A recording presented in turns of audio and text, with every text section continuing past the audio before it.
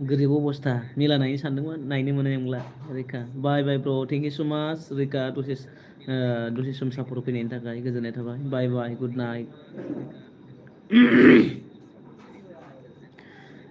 गावल' हारसिं हारसिं जाफैयो खबर हरबोलाया फनबो हरलायबावलालै दाना देनजारसो दिस्टार्ब खालाम हरलायगोन आंनो मालाबा आंहाबो फैसा गैया जिर'सो दोद फैसा गैया जायो नामा नों माबानाव बिखुनजोनाव आलासि जाहैनानै बिनानै लाबोदोलाय रा बोरायनाव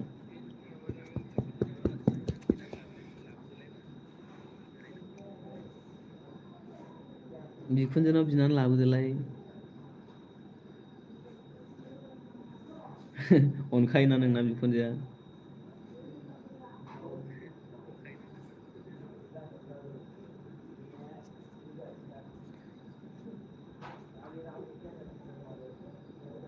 मा होनदों मबाइल गाज्रि जाना नाम्बार गोमाजोब्बायलै सोरनाबा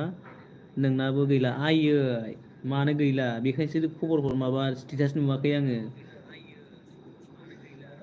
आंसो खम खम एसे सोर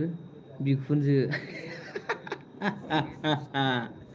नों दालाय खनसे खोन्थायाखैमोन होनबा बिखुनजोनाव आलासि जानोनो हर थाबोयैनि माबा दाय जालायदों होनलायनाया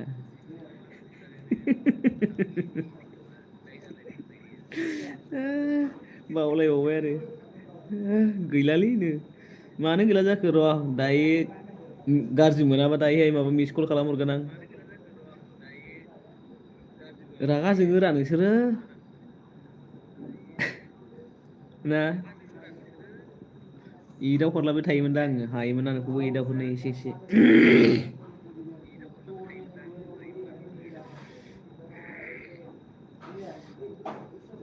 मालायफोरखौ डिस्टार्ब खालामनो मोजां मोनोलै आं डिस्टार्ब खालामग्रा गैयिखायनो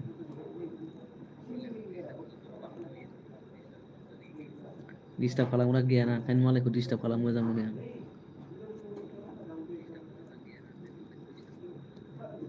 बुजिफायसे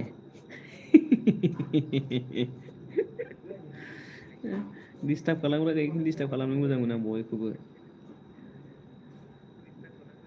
गोसो थोयोलां ओइ सना नोंनि मिनिनायखौ मोजां मोनोलां ओइ सना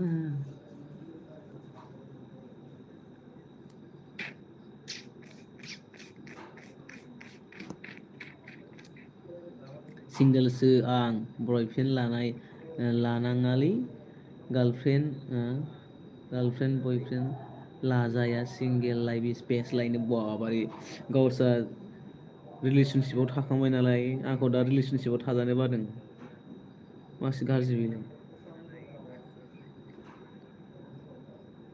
गावस्रा गोदै गोखा रायलायनो मोनबाय आंहा दासिमबो गोदै गोखा रायलायनो मोनाखै दा सिंगेल एसे थानांगौ जालायबाय गावस्रा नांलायखांनो मोनबाय आरोना नांलायखांबाय बोराबलायनो गाबलायलायनो मोनखांबाय बिनिखायनो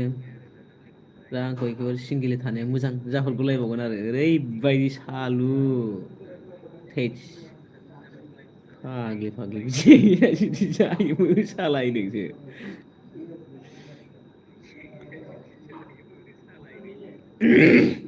जोंफ्रा एखेबारे रायलायनो मोनगौबा साननानै एसे चान्स लाबाय बायो ओमफ्रायहाय माथो गैया ओमफ्राय नायसनजाया सोर रिलेसनसिपाव थादों फुलुंथिजों आंजोंब्रा सारलाय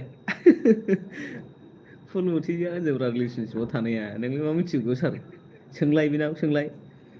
ओइलाय ओइ बिदि इमजिखौ हरलायबाय बियो बिदि इमजिखौ दा हरलाय फुलमुथि दार्लिं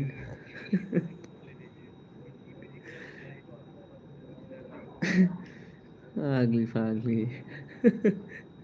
नोंसिनि बेबायदि रिलेसनसिपाव थानानै आंगायखाबाय नोंस्रा मोजांसो बुंदों आं मोजां बुंदों माखौबा मोजां